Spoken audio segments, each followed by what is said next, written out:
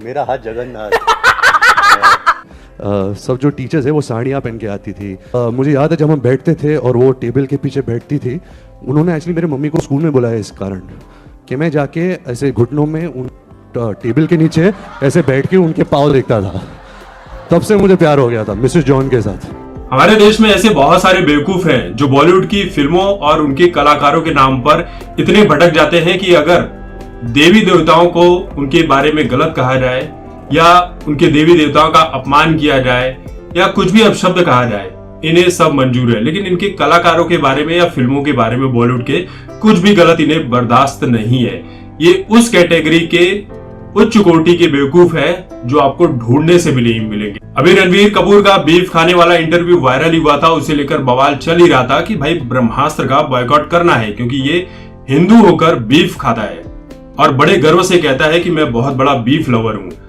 अब एक और इसका इंटरव्यू वायरल हो रहा है रणवीर कपूर का, जिसमें ये कहते हुए नजर आ रहा है दीपिका पादुकोण के साथ, जहां पर कुछ अश्लील बातें चल रही थी औरतों की बिकनी वगैरह को लेकर। उसके बाद ये कहता है अपना हाथ जगन्नाथ। अब आप सोच लीजिए कि इस डायलॉग का इस्तेमाल कहां पर किया जाता है, क्यों किया जाता है, किस लिए किया जाता है, अपना हाथ जगन्नाथ। आप सर्च कर लीजिए, आपको पता चल जाएगा। वैसे बहुत सारे लोगों को पता होगा।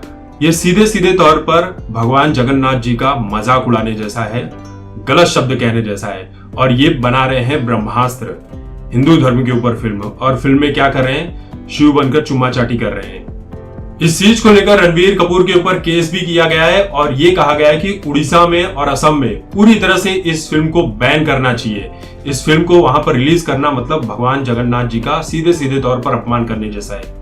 ये वही रणवीर कपूर है जो एक इंटरव्यू में ये कहता है कि भाई मैं जब 5 साल का था तब अपने टीचर की स्कर्ट उठाकर देखता था और मुझे बहुत अच्छा लगता था। जिन्हें यकीन ना हो वो रजत शर्मा का इंटरव्यू जाकर देख सकते। एक और इंटरव्यू में ये कहता है कि भाई मैं स्कूल जाने के समय गांजा फूक कर पड़ा रहता था और मेरी दुनिया घूमते रहती थी, मैं स्कूल जाता ही नहीं था, बंक करता था, इसीलिए 10वीं फेल है, इसीलिए 12वीं तक भी नहीं पहुंच सका ढंग से।